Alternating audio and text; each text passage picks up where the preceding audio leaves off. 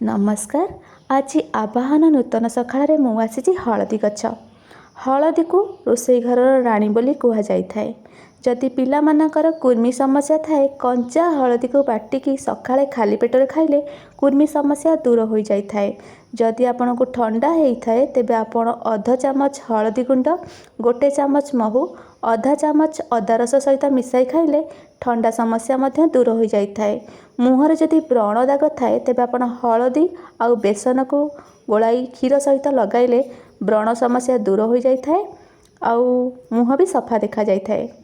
बारी रे हलदी गछ रहिले वास्तु समस्या मध्य दूर हो जाए।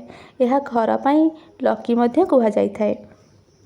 ओडिया घरर पिठारे मु व्यवहार होता है। आपण मानक पई प्रश्न रहिला मु को पर्व रे पिठा पाई व्यवहार होता है। आउ गोटे कथा आपण जदि हलदी पत्र को बाटी खाइबे यह पित्त दोष दूर करने सहित हजम शक्ति मध्य वृद्धि करता है।